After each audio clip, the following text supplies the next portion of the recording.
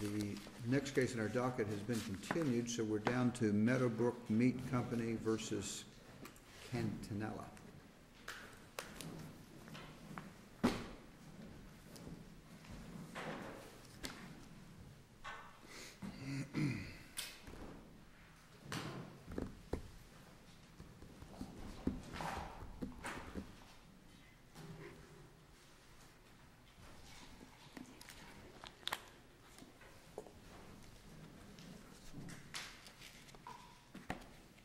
Proceed. Thank you very much, Your Honor. May it please this honorable court. My name is Lamar Oxford. I am appellate counsel for the defendant below, Meadowbrook Meats, also known as MBM. Given that this case involved 2 years, almost 2 years of extensive discovery, a 2-week jury trial, multiple hotly contested pre-trial and post-trial hearings, and ultimately an order granting a new trial 8 months after the jury returned its verdict at the conclusion of a 2-week trial. It's a relatively straightforward issue on appeal. And that is that, as the Supreme Court reminded us 43 years ago in the Lasky case, when a judge makes a very significant decision to ignore or to toss out the unanimous verdict of a jury after a 2-week trial, he has to do the appellate court a favor. He has to do his duty. He has to detail in his order granting a new trial specific reasons for it. He has to show in his order why the jury's verdict was against the manifest weight of the evidence, why it amounts to a miscarriage of justice. And thankfully, while the trial judge does have wide discretion to do so, it is not, as the courts say, unbridled discretion. There are abundant cases in our briefs in which the granting of a new trial has been reversed, sometimes because the order isn't detailed enough to explain why the judge is tossing out the jury verdict, and sometimes because the record simply doesn't support the judge's conclusion. Did Meadowbrook file a motion for rehearing or clarification below of the order granting new trial? No, sir, we filed the appeal. We okay. Wholly disagreed with the content of the order. The form was simply adopted from the plaintiff's motion for a new trial. And one of the problems with this order is that the vast majority of it is spent discussing issues that were dealt with pre-trial and at trial, including spoliation and discovery alleged violations. These were decided against Meadowbrook pre-trial and at trial. And still, given the evidence in this case, Judge Sleet, the jury found in favor of the defendant. Well, you don't dispute there was spoliation, do you? We didn't appeal that. We certainly strongly disputed it, but we accepted the judge's decision. Most importantly, Judge Sleet, we accepted the judge's decision to give the jury an adverse presumption instruction against us. That's my next question. Was it an adverse inference instruction or an adverse presumption? They're different. Yes, they are. What was given to the jury as a result of Judge Durance's conclusions as to spoliation? Yes, sir. Initially, he decided to give the jury an instruction of an adverse inference against my client. During trial, Judge Durance changed his mind and made it an adverse presumption. But the jury is to presume that there was evidence that should have been preserved by Meadowbrook and wasn't, so the jury can presume that it would be evidence of negligence. Despite that, it seems the jury may have disregarded that instruction. One could conclude. Well, one could conclude, but given the abundant evidence against the plaintiff in this case, Your Honor, the only reasonable conclusion was that the plaintiff had lost all credibility to this jury and that the abundant number of witnesses who who testified that this dock leveler at issue was functioning properly. And the fact that the silent witness, the video, showed Mr. Catanella, the plaintiff, walking back and forth over this leveler before it suddenly shows him lying down on it. And then all the evidence from the doctors. Well, did the video actually capture that moment in time when the accident occurred or not? It did not, and there was no explanation from either side, experts or otherwise. Do I understand you to say that if there's a dangerous condition, a lip or whatever, and somebody walks over 2 or 3 times and then falls the next time, that's evidence that it wasn't really a danger because he successfully negotiated a couple times? Well, is that what you're saying? It's not conclusive, but absolutely it's evidence, Your Honor. The video did show Mr. Catanella walking back and forth over it. And Mr. Catanella himself admitted he never saw any raised aspect of the leveler. So because he made it back over 2 or 3 times, the jury should conclude, well, it really wasn't very dangerous because he did it 3 or 4 times, so he ought to be able to do it every time.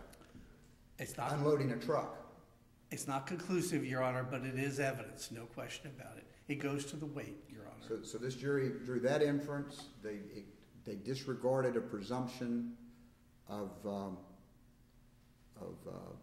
a presumption that the evidence would have shown something there.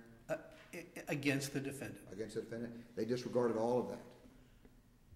Well, Your Honor. I mean, for the jury, the jury made a finding somehow that we did, contrary to this, there is enough evidence to say that that really didn't happen.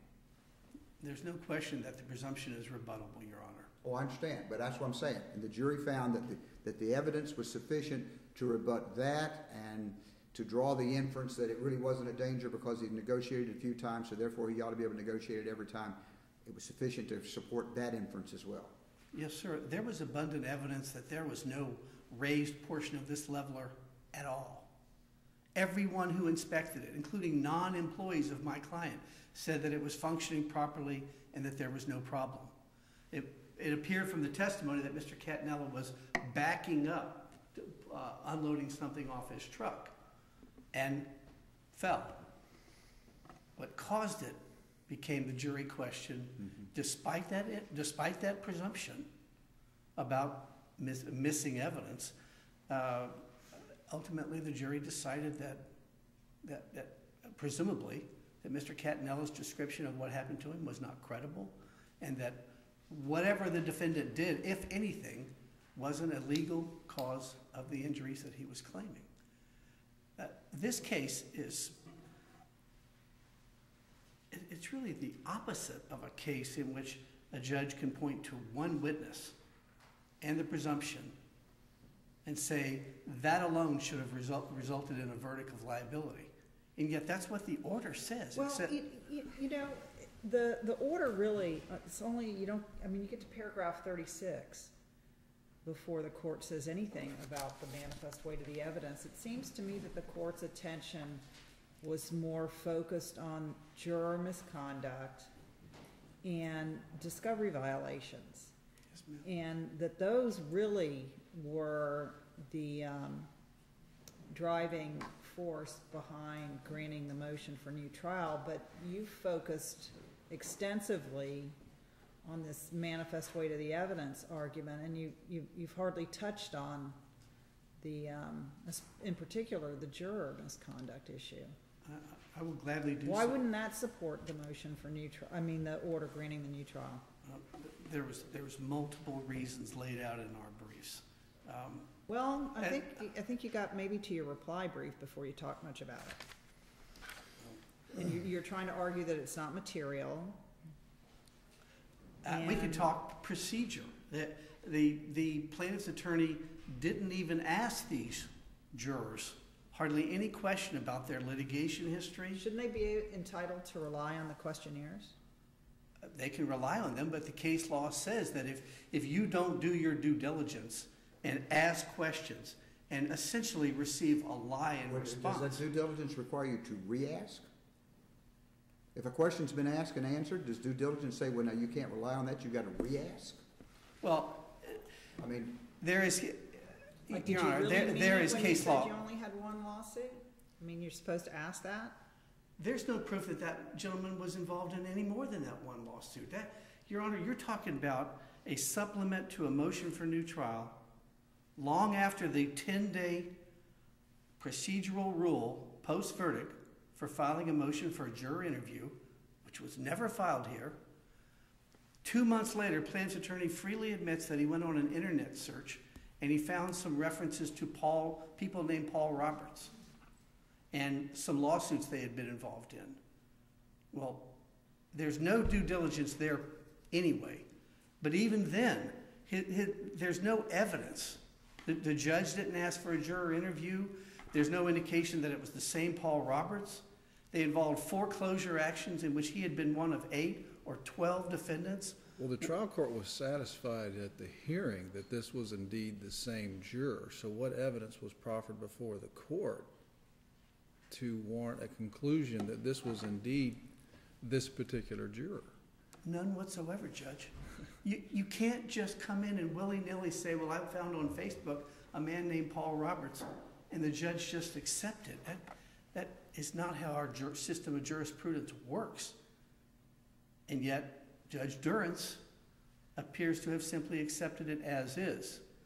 And then you get into the issue, Judge Kelly, of plaintiff not even having any peremptory challenges anyway, of the plaintiff's attorney not asking any questions about criminal history or litigation history, and about both Juror Roberts and Juror LaFosse, the one involved with alleged prior criminal history, both saying they would have no bias whatsoever. The plaintiff's attorney did ask Juror LaFosse whether he would have any bias to Mr. Catanella because the plaintiff, Mr. Catanella, had an extensive criminal history himself. And he said no. And he said, well, would you favor him, knowing that he had a criminal history? And he said no. Both jurors showed no bias in their responses whatsoever. So juror misconduct, both procedurally, both with regard to the due diligence requirement and with regard to the materiality, was not enough to throw out this jury's unanimous verdict. There's no indication of any connection between anything in the past of Mr. Roberts or Mr. LaFosse that affected their decision on this jury, and there's no real evidence. There was only the bald allegation by the plaintiff's attorney that he had gone on the internet and found some names that were similar. Surely that can't be enough to throw out a jury verdict. Well, let's assume the jury or those particular jurors were untruthful about litigation history, 1, and untruthful about prior criminal convictions, 2. Case law has found those particular issues to be material. Sometimes. Because if you're not forthright about those issues, then counsel can't make an informed decision as to whether you're going to be impartial and neutral. So if you take that fact coupled with the fact that the jury, a conclusion that the jury could have disregarded the presumption, then you look at the cases that analyze this issue. How can you demonstrate that there was no reasonable possibility that juror misconduct affected the verdict if you have those two ingredients? Well, working backward, Your Honor, with regard to Juror LaFosse in particular, we don't know if he had any criminal history whatsoever. Here's plaintiff's attorney, trial attorney, walking in with a bald allegation that he had found a similar last name, different first name, with a criminal history. But even if it's the same guy, here's a guy who had a criminal history. Plaintiff has an extensive criminal history. He's a convicted felon. If there's going to be any inference there, it's that he might favor this guy, not the opposite. And see, Your Honor, as you roll your eyes, I do too. The whole point to this argument is that we don't know. No motion for a jury interview, no testimony, no evidence. This order is full of bald conclusions with respect to Judge Durrance. Well, assuming the judge found spoliation, assuming that he found discovery violations, you would agree that it's within his discretion to impose such sanctions as striking pleadings, even up to the point of entering a default as to liability. Would you agree with that? Well, I would agree that he's got. Okay, but he didn't do that. He didn't. He simply granted a new trial. It's a do-over. Well, Could have struck your pleadings. Could have entered a default. He ordered a new trial. but he also ruled against us and imposed sanctions on us. That adverse presumption jury instruction is a powerful plaintiff's tool, very powerful. And yet, look at all the evidence in this case, Your Honor. Look at the enormous number of inconsistencies in the sworn testimony of Plaintiff Catanella between his interrogatory answers, his deposition testimony, and his trial testimony. Look at his treating physicians, his own doctors coming in saying, he told me he had no spinal condition problems. He had no history. And we walk in there with all these records, Judge. We proved this man was not credible. And that alone could have been the reason for the jury verdict. That alone. Despite the jury instruction, despite the alleged discovery violations, despite the spoliation, this jury still heard all this evidence. They heard witness after witness say, we inspected the leveler after this man fell. No problem. They saw the video that Judge Davis and I discussed. This case is replete with problems on the plaintiff's side, and the jury ultimately saw that. Did you want to save any time? 3 minutes, Your Honor. 3 minutes? Okay, you still got a couple minutes in. You still got a couple minutes. I still have 3 minutes. Well, I don't have much more to add beyond, at this point, beyond what our briefs go into detail. The medical causation testimony is very powerful evidence in favor of the defendant. His own treating physician admitted that his degenerative arthritis in his spine, coupled with his difficult labors as a truck driver, could cause the neurogenic bladder and the erectile dysfunction that were the centerpiece of his damages claim. All his treating physicians admitted he didn't give them any history of that, despite being asked. The plaintiff's credibility was destroyed in many different ways. Inference or instruction, presumption, or no presumption. Non-employees testified there was no problems with this level. The judge's discretion is simply not unbridled. It has to be shown by the judge himself. We paid a price for alleged discovery violations and alleged spoliation. That price was paid before the case went to the jury. The plaintiff got the benefit of all that. And still it was a defense verdict. Trial judges should not be allowed to cavalierly throw out unanimous jury verdicts after a 2-week trial without giving you good grounds in their order to explain why. With respect to Judge Durrance, we respectfully submit that's what occurred here. And all we're asking for is a reinstatement of the jury verdict. Thank you very much. Thank you.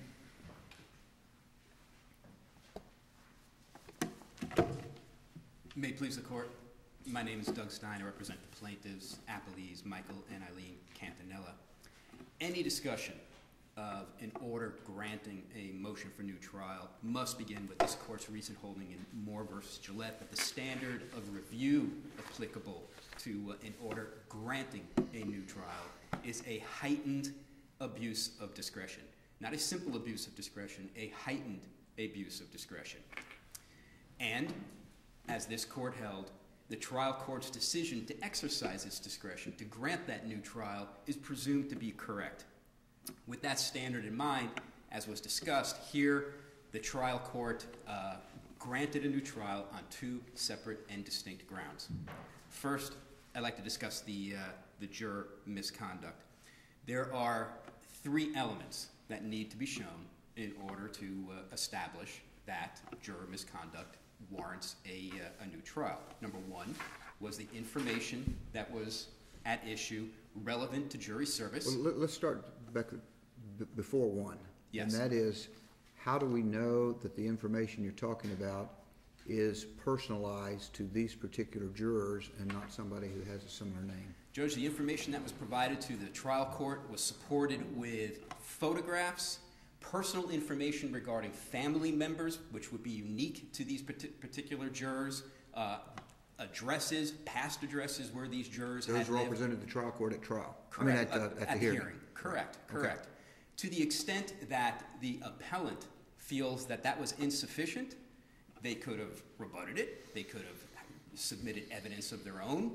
They complained that the appellees, that the Cantanellas did not timely request a jury interview, which is totally irrelevant and not required in order to file a motion for new trial based on juror misconduct.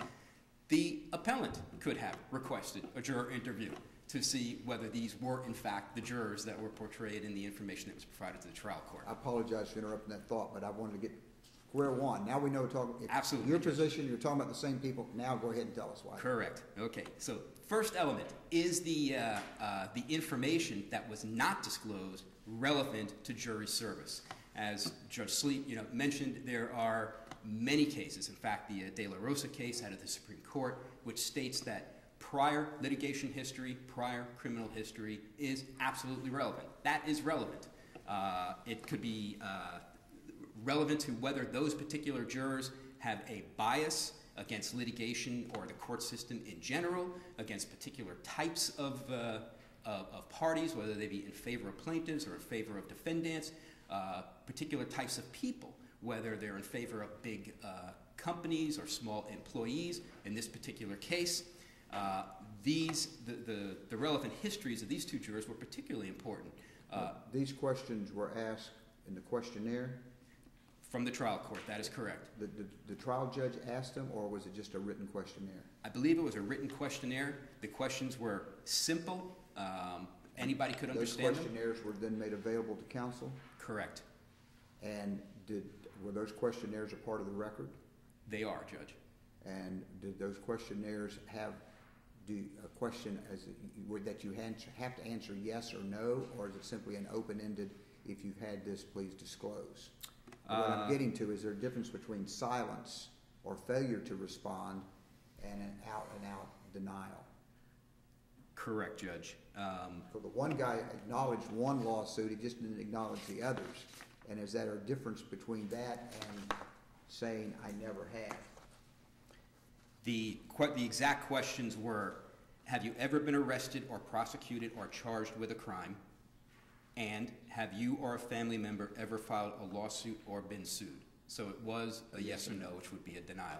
Okay. And I think the case law is pretty clear that either way, it would still be. So if I answer yes, I had one prior lawsuit and didn't tell you about the others, is that the same thing as saying yes one and only one, or yes and oh, I forgot?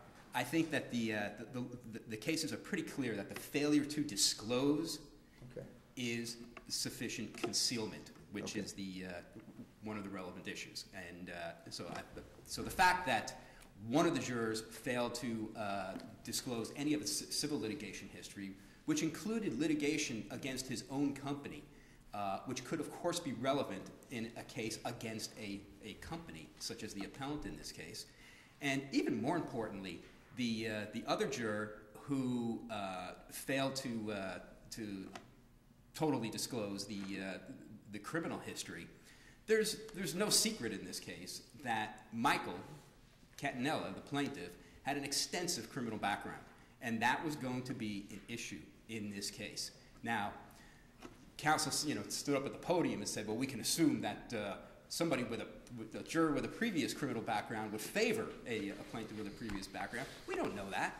We don't know how anybody would react, and of course, it was the plaintiff's right to have the ability to question those jurors and discover how they would react, and we were denied that opportunity.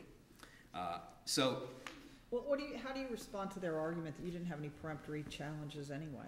Well, Judge, I think that's a straw argument. We had all our peremptory challenges when that questionnaire came to us, and we can assume, the law is absolutely clear, that we can assume that those answers are correct, and there's no reason to ask additional questions.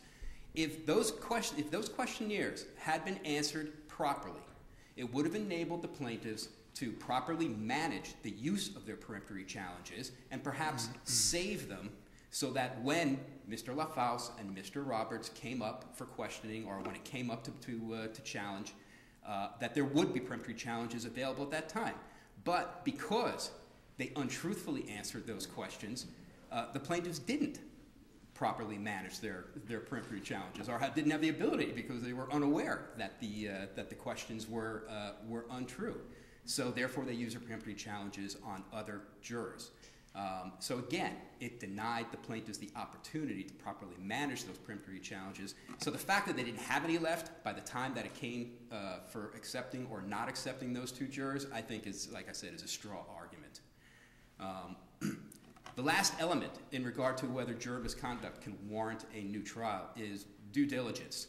Now, I think that the appellants have totally misconstrued this element. Due diligence has nothing to do with the timing of the discovery of the information or the request for a juror interview or something like that, which isn't required as a prerequisite to begin with. Rather, due diligence is whether the moving party has asked a question of the jurors which they can understand. And if the jurors are asked a question which perhaps they couldn't understand, then whether the moving party has clarified that question. And in this case, as I read to you the two questions, any layperson would understand those questions. There was no need for any explanation. They were clear, unambiguous, and therefore the due diligence issue or element was satisfied. So in light of the fact that the three elements were satisfied, the fact that the jurors were untruthful and engaged in misconduct in this case absolutely support the trial court's exercise of its discretion to grant a new trial. Separate and distinct is the trial court's finding that the verdict was against the manifest weight of the evidence. The first and foremost theme of the appellant's brief is that the order of the trial court, I believe it's a 13-page order, somehow is deficient. In fact, they use the words that the order is deficient because it doesn't supply specific enough facts. Judge Sleet, you raised I think, a very good question as to whether they filed a motion for a rehearing on that order. Because the concept of preserving error for appeal is you must give the trial court the first opportunity to correct its perceived mistake. That wasn't done here. If the appellants had a problem with the form of the order or the amount of facts that were stated in the order, they could have presented that in the motion for rehearing, given the trial judge the opportunity, if it felt there was a need, to correct that deficiency. That didn't happen here. That issue hasn't been preserved. Well, we've yet to require that in this district, have we? I'm not sure whether this court has ruled on that, but the principle, however, is always that the trial court must have the first opportunity to correct its claimed error. And in this case, in regard to that claimed error, the trial court was not given that opportunity. The appellants also, more in the brief than here today, complain that the trial judge spent a lot of time reciting the misconduct during the trial court proceedings and the pretrial proceedings on behalf of the appellant. And therefore, the trial court, because it used the words based on all of the surrounding circumstances, the trial court must have once again punished the appellant by granting a new trial. Well, again, as Judge Sleet, as you pointed out, the trial court could have punished them a lot more severely. And in fact, in their motion for new trial, the plaintiffs asked the trial judge to do just that. So when I read that 13-page order filled with all the reasons that the trial court granted a new trial, I look at those first 4 or 5 pages of recitation of what occurred in this case as being the reason that the trial judge only granted a new trial, despite all of what I've just said as the trial court in the first 5 pages of my order. Plaintiffs, I'm not going to enter a directed verdict. I'm not going to strike their pleadings. I am only going to grant a new trial. And there is nothing in that order which even suggests that the trial court once again punished the appellant by granting a new trial. The trial court specifically stated the two reasons that it granted the new trial: the juror misconduct and against the manifest weight of the evidence. Was the verdict against the manifest weight of the evidence? The law on this, again, which derives from a case out of this court, the Danek versus Hoffman case, it's not whether the verdict was supported or whether the jury's verdict was supported by the evidence. That's not the question. Once the trial court grants a new trial, the question is now whether the evidence supports the order of the trial court, even if the evidence might also support the jury's verdict. And this is the exact argument that was made in the Danek case and the exact argument made by the appellant, which was rejected in that case. What this court held was that even where there is evidence in the record supporting the jury's verdict, if there is conflicting evidence that the trial court views as more credible and accurate, the trial court properly exercises its broad discretion to grant a new trial. Now, we can go through the record in this case, as I did in the brief, as to what the evidence was in this case. And there are basically two people who testified as to what occurred during the process of the trip and fall and what occurred immediately following the trip and fall. First was the two witnesses as to what occurred during the process is plaintiff Michael and the lumper Mr. Hayward, who was the one who assisted Michael. Michael testified that one thing occurred, and that is that he needed help because the leveler wasn't operating correctly, that he pushed the button on the wall. Mr. Hayward pushed the button on the wall. Michael then went and manually extended the leveler, and then Mr. Hayward came and actually manually pushed the leveler down to the floor. Mr. Hayward testified to something different. Mr. Hayward stated that he simply pushed the button and the leveler extended. He then testified that he had to bend down to yank a chain, which would then lower the leveler to the level of Michael's truck. Those are two opposing views of what occurred.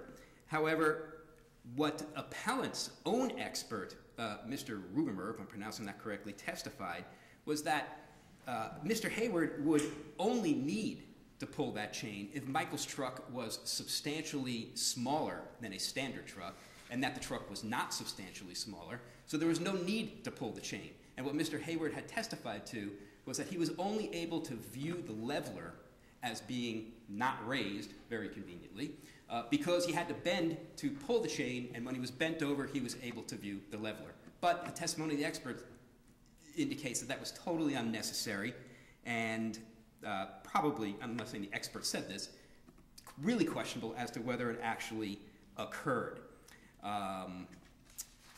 Secondly, Mr. Hayward testified that what he usually does is, when there's a problem with the leveler, is that he stands in the trailer, reaches around the corner of the wall, which I don't think there was any real measurements as to how far that was, to push the button and lower the leveler. Again, appellant's own witness, their manager, Scott Wolf, testified that's impossible. You are not physically able to stand in the trailer of a truck and push the leveler's button on the wall. So, Mr. Hayward's testimony, the credibility of his testimony was really, really in question. Then the other two witnesses were the paramedic and Mr. Gesselman, who was the appellant's supervisor. The paramedic, who of course has no pecuniary interest in this case, testified that while she was treating Michael on the ground, she noticed that there was a piece of metal sticking up between the dock and the trailer, and that's exactly, of course, where the leveler would be. Mr. Gesselman testified that he didn't see anything wrong. So therein lies the conflicting testimony which the trial court had to consider. And it's interesting, in their brief, The appellants accused the trial court of sitting as a seventh juror, but the Supreme Court in Brown versus the estate of Stuckey and this court in Danek stated that the trial court, when it's considering a motion for new trial, based on that it's against the verdict's against the manifest weight of the evidence, must, and that is a word the Supreme Court uses, must consider the credibility of the witnesses. So opposing counsel stood up here and ravished Michael's credibility, that the jury found he was incredible, that there was nothing he could say was truthful. It's exactly the same thing they did to him in the trial. And the new trial, of course, we argue, was particularly appropriate in this case because the jury was deceived as to the credibility of Michael's testimony.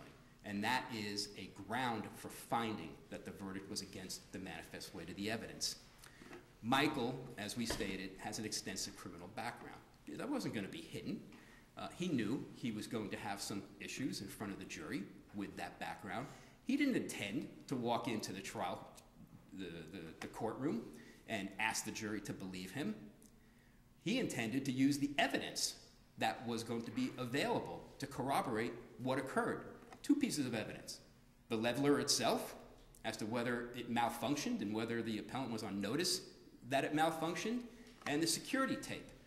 4 hours of security tape, which for some reason the appellants took, reduced to 55 minutes, which itself has gaps within that 55 minutes, which might have, and probably would have, depicted what exactly occurred in this case. Well, you got a presumption instruction. But the presumption instruction, Your Honor, it was sufficient to make up, well, it was designed to make up for the lack of evidence. And whether it was sufficient is a whole other issue. But it wasn't sufficient to allow Michael to respond to the attacks on his credibility. Because even with that presumption that there might be some evidence, or that there is some evidence that would, the evidence that no longer exists would have been favorable to Michael's position. That presumption, those words, they don't rehabilitate Michael's credibility in front of the jury. Michael had 24 criminal convictions. He was probably being looked at, very carefully by this jury. And the plaintiff brought that out on Michael's cross-exam and brought it out again in the closing argument. Yet, the appellants take the position that the trial court shouldn't have touched this case, should have left Michael's credibility to the jury because of his background. Yet, it was because of the appellant's misconduct that the two pieces of evidence that Michael could have used to either respond to the attacks on his credibility or rehabilitate his credibility, they didn't exist because of the appellant's misconduct. That is precisely... Well, there was also some testimony from doctors about secondary gain and drug-seeking behavior, right? I mean, it wasn't just the testimony. It wasn't just his criminal history. There was other testimony. Well, that may be true. Credibility, correct? That is correct, Your Honor. But for whatever reason, the jury might have questioned Michael's credibility.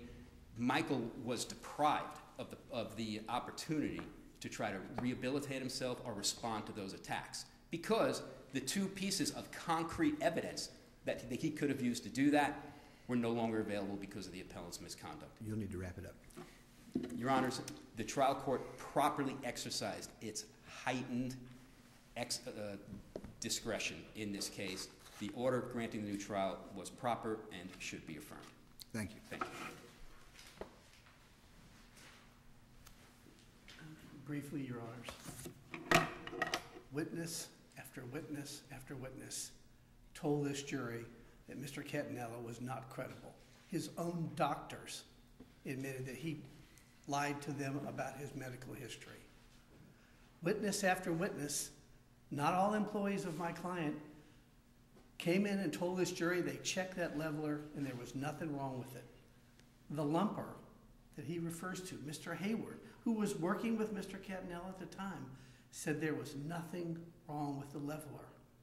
It wasn't just Mr. Cantanella's criminal history that belied him to the jury. We pointed out in trial that he said one thing in sworn interrogatory answers, one thing in sworn deposition, one thing in trial, all different. All different. It's the trial judge's duty, if he's going to sit as a seventh juror and throw out a unanimous jury verdict, he's got to tell you why. He's got to tell you why 12 witnesses who Well, all... he spent 36 paragraphs saying why, and in large part, again, it was because of the discovery violations and misconduct during discovery, and it was because of the juror misconduct issue. all of which the discovery and the spoliation, I he mean, dealt with. 35 paragraphs worth of detail on those issues. And I understand you want us to focus on the weight of the evidence issue, and I can understand why you would want us to focus on that. Okay, but that was almost an aside in this order. There were two other grounds for granting this new trial that the judge set out in detail why he was doing it. First of all, manifest weight of the evidence cannot be an aside in a case like this where there's evidence against the plaintiff is overwhelming. Well, if the judge came to a determination that it wasn't a fair trial, that's not a grounds for granting a new trial? We paid a serious price for the spoliation, Your Honor. An adverse presumption instruction to the jury. You can presume that this missing evidence was against the defendant, and they still said no to the plaintiff. So you're saying once you were punished, that couldn't form a basis for a new trial? That history of misconduct combined with the juror misconduct, the judge couldn't just come to the conclusion that this wasn't a fair trial, there wasn't a level playing field here, we're going to have a do-over? That was an abuse of discretion? Absolutely. Okay. Your Honor, given the evidence in this case, sure, he has discretion. Trial judges have a lot of discretion, not unbridled. But we paid the price for the spoliation. The discovery violations, look at our briefs. The red herrings. The juror misconduct is ultimately a red herring. Plaintiff's attorney never even asked anybody on that veneer about prior litigation history and about criminal history. There's case law that says if a misstatement is made on a juror questionnaire, that's not enough for a whole new trial. But regardless, the lack of peremptory challenges, the fact that he didn't even probe that issue, the fact that the alleged juror who had prior criminal history, the plaintiff had prior criminal history, the fact that Mr. Roberts on a Facebook search may have shown more litigation history than he admitted, which he did admit, plaintiff's attorney didn't follow up on that at all because he didn't care. You need to wrap it up. We asked you to look at the forest and not the individual trees. This jury worked hard. There was a ton of evidence demonstrating a lack of credibility in the plaintiff, and ultimately the jury ruled that way. We respectfully request that you reinstate. Thank you very much. Thank you.